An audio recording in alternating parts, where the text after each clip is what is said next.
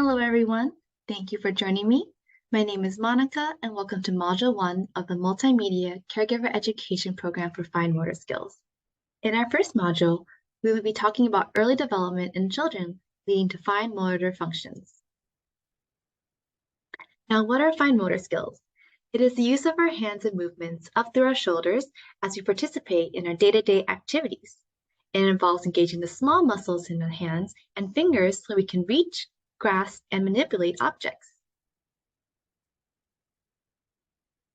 Here are a few examples of the different ways children and us adults use fine motor skills in everyday life, from eating with utensils, tying our shoes, to making sure we brush our teeth before bed. Take a moment to think about how often you use your hands throughout the day and how important they are for you to carry out your everyday activities.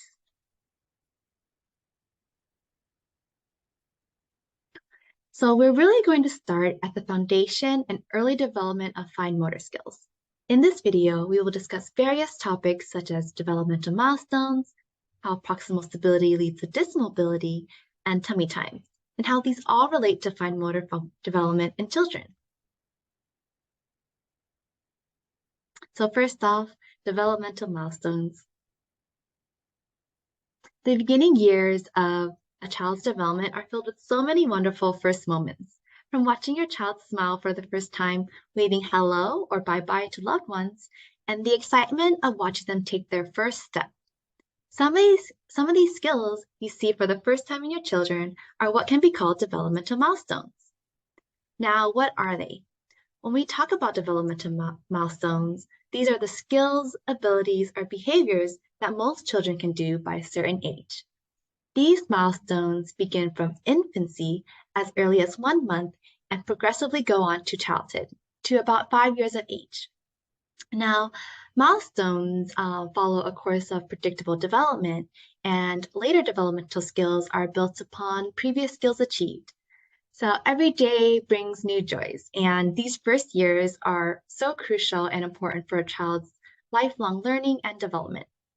For example, before a child is able to sit up independently or on their own without support, they first need to develop their back muscles and their core strength by laying on their tummy and lifting their head up. So a picture on the right here of the baby, you might see them look like Superman on the right here.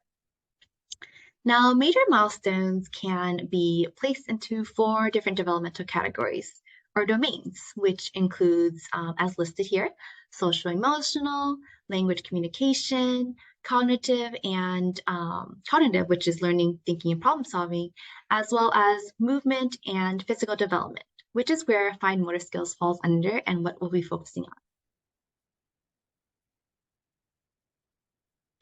All right, so the purpose of milestones are to help healthcare providers and families recognize typical child development, or if a child may have a delay in one area or more that would benefit from early intervention.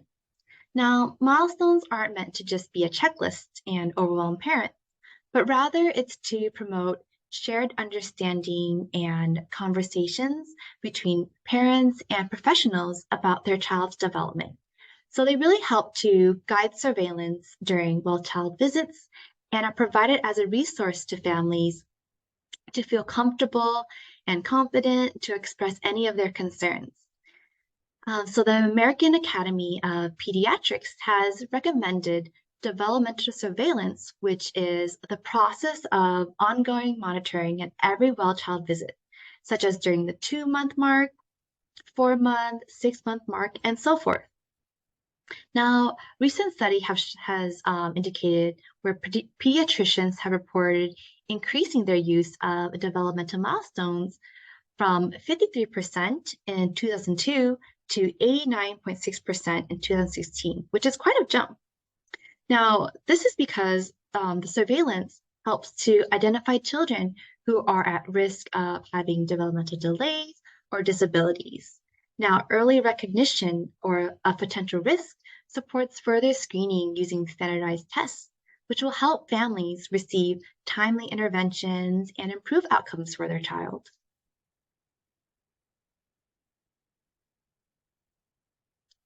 Now, milestones evolve with each child as he or she grows older. It's a really dynamic process, and how your child learns, speaks, plays, and acts provides important clues into their developmental health.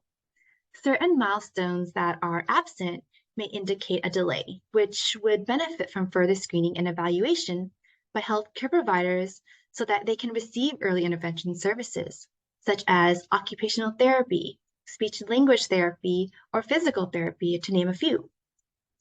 Research studies reveal that a large proportion, about 10 to 24% of young children, experience difficulties performing fine motor skills adequately or are at risk of fine motor skills delay. Now, fine motor development is the foundation of children's independence. Think about the early stages of life, such as eating with utensils, playing with their toys, drawing, and putting on their clothes. Findings found that fine motor skills leads to increased learning opportunities to interact with others and those in their environment.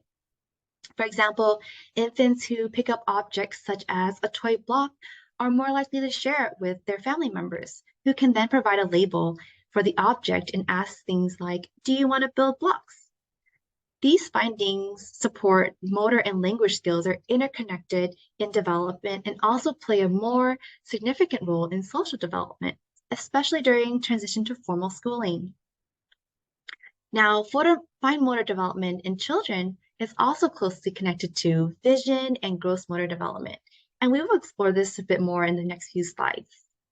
Now, the importance of monitoring milestones for fine motor development is that the earlier delays are identified in a child, the more interventions can be put into place to support positive outcomes. As a child develops in the first few years of life, it sets the foundation for their lifelong development. However, it's never too late to start practicing these crucial skills.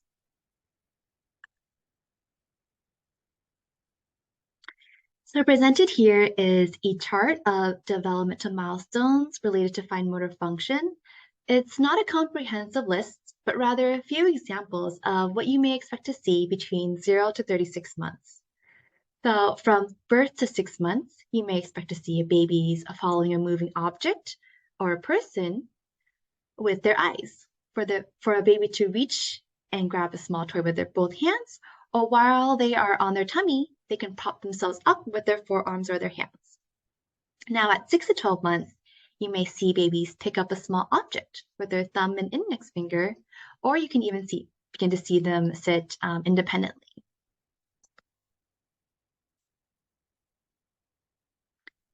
So from about 12 to 18 months, you may start to see your baby explore their skills more as they begin to stack blocks, open and shut containers, and begin walking. At 18 to 24 months, they can hold a crayon and begin imitating or copying lines or circles. And finally, when they are at 24 to 36 months, you can see skills that will prepare them for their transition to school, such as turning pages or tracing more shapes. Now, milestones typically continue on to 5 years old, but please remember each baby is special. Babies achieve milestones at various stages of their lives and grow at an incredible speed. Milestones are meant to be guidelines and serve to promote conversations with your healthcare providers about your child's development. No baby is exactly like the other, and some variation is to be expected. Remember, your child is on their own wonderful journey and is developing at his or her own pace. So reach out to your provider if you have any concerns. Now we are moving on to the topic of proximal stability leads to distal mobility. Now the phrase proximal stability leads to distal mobility. This phrase might be confusing and intimidating at first, but we will break it down together. So let's begin with the term proximal stability. Proximal means what is closest to our center of our body or our torso. So think of your chest, your abs, your pelvis, your hip area, and your back. We need it to be stable and controlled. Now, once a child develops their proximal stability or that core strength, we will really be able to see more coordinated movements of distal mobility. Distal means further away from our body, and mobility is being able to move our arms and legs in a coordinated manner through its full range of motion. An example is of this child pictured here, who is sitting up on his own and holding a sippy cup with both hands. This is because he really has that strong core to maintain control of his posture and keep his head upright, even as he turns to face another direction and does not fall over. This stability really provides opportunities for distal mobility, which is where we really see the child bring both his arms up and away from his body to be able to hold and bring his sippy cup up to his mouth. Now, I want you to imagine yourself sitting at the dinner table. You feel a little thirsty and you reach over to the right to grab a cup. And as you bring your cup back, you have to bring your body upright. Now we're keeping that core strength helps us prevent us from falling over as we reach. Pause and think about how, as adults and parents, we sometimes don't have to think twice about how much work our body is doing. This concept of proximal stability really makes its appearance when babies are learning how to gain function.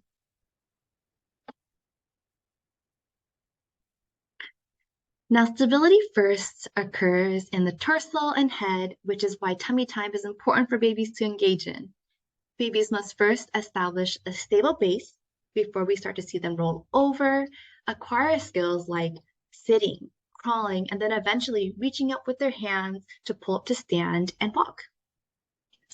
As mentioned earlier with developmental milestones, different skills will develop at different times, and one skill is often dependent on another improving first. So for example, in infancy, babies must first develop a degree of head and trunk stability before we see patterns of movement, such as using their hands to reach and grasp a toy. Especially in developing children, the head, the hands, and ability to control their posture are dependent on each other. So development in gross motor areas like postural control and core strength impacts vision and fine motor skills. For a child, it is really important to hold their head up because vision plays a role in processing what they see in their environment and having a stable base to move their hands freely and accurately. And it's really important to routinely engage in these activities or exercises because it sets the foundation for daily activities of children, such as standing as they put their clothes on or brush their teeth, and sitting up to eat or write and draw as they transition into school. Now, this leads to the question of when and how can we support proximal stability in children? The answer is tummy time as infants. So third, tummy time. Let's talk about it. Consider tummy time to be a baby's first exercise and a great opportunity to play when they are spending time laying on their stomach. This exercise is vital for facilitating a baby's visual, sensory, and motor development, and reserve tummy time for when babies are awake, supervised, and feeling their happiest. It's recommended to never place a baby on their stomach to sleep, and a phrase to help you remember that is back to sleep and tummy to play, meaning babies should always sleep on their backs, but while they are awake and ready, tummy time is great. Now, when can I begin tummy time? So tummy time can begin as soon as your baby comes home from the hospital. The American Academy of Pediatrics has encouraged placing babies while awake in tummy time 2 to 3 times each day for a short period of 3 to 5 minutes. And for newborns, begin with just a few minutes, and as you see your baby enjoying it, you can build up to longer sessions. Now, progressively building up to at least 15 to 30 minutes total each day by 7 weeks of age is recommended for healthy growth and development. But we understand that tummy time can be a challenge for babies at first. Let them slowly get accustomed to it. Keep it a positive experience for you and your baby, and don't feel pressured to achieve certain time frames. Any attempt and every second going on their tummy counts.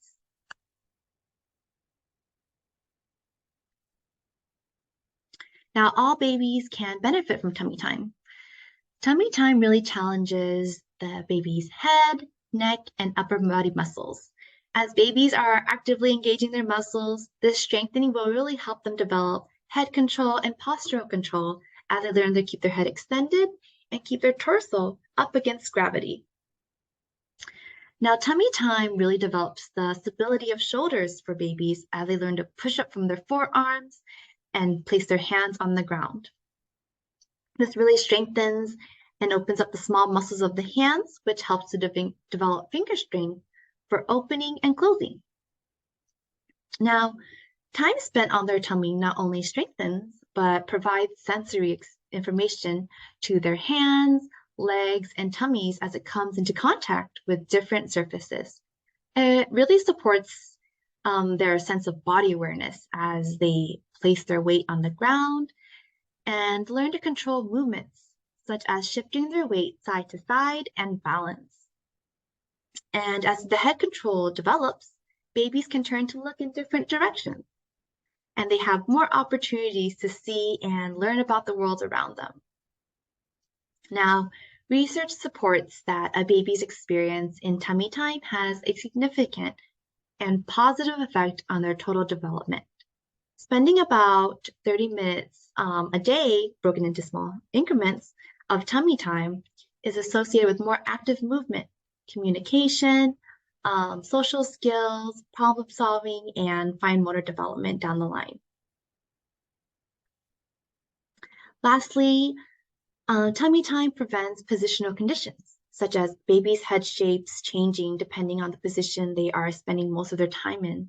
So positional conditions could include deformational plagiocephaly or flathead syndrome, where the back of the baby's head is unevenly flat, which is often due to babies who have a preference for sleeping with their heads turned, or babies with torticollis, which is when neck muscles are tight or imbalanced.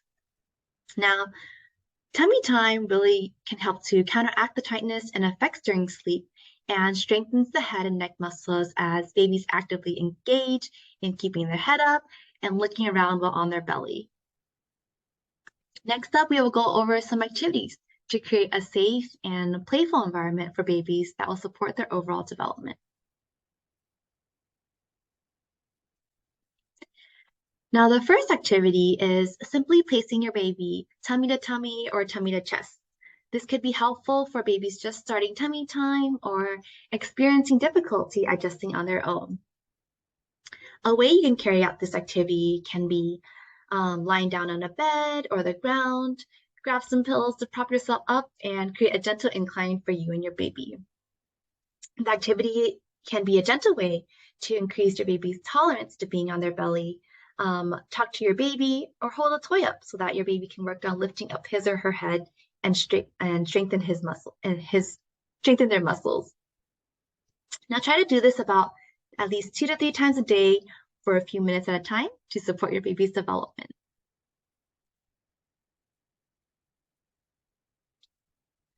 Now the second activity involves do-it-yourself hear and see the bottle.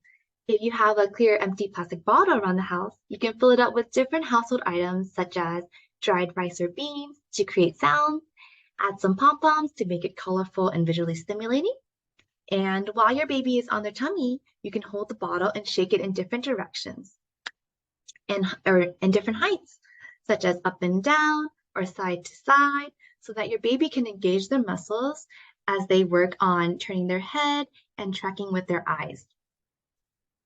With the same bottle, you can also place it in different areas of the mat for your baby to reach. This will promote shifting of their weight, challenge their balance, and promote development of accurate reaching and grasping. And a third activity for you and your baby is a touch and feel sensory bag. With an empty Ziploc bag lying around, you can fill it with cotton balls and colored pom-poms. Make sure you push out any air pockets and zip up. By placing it underneath your baby's hands during tummy time, you can create a sensory experience for your baby. The softness of this item can support sensory exploration with their hands, and you can show baby how to pat, squish, and allow them to move the objects around. Different and contrasting colors of objects are also stimulating for a baby's vision development. And additional ways you can incorporate tummy time into your daily routines with your baby can be after bath time, when they are towel drying, after you've changed their diapers, or even as you apply lotion. Now, tummy time isn't just for babies. As your child continues to grow older, they can still benefit from carrying out activities while lying on their bellies. Additional activities to continue strengthening and developing their proximal stability include completing a puzzle, playing board games, playing with Play-Doh, or painting and coloring. Keeping our core strong is important for any stage of our life, and we can all benefit from continuing to strengthen it. And that concludes our first module. We hope this was helpful and exciting to learn about and look forward to sharing more with you. Thank you.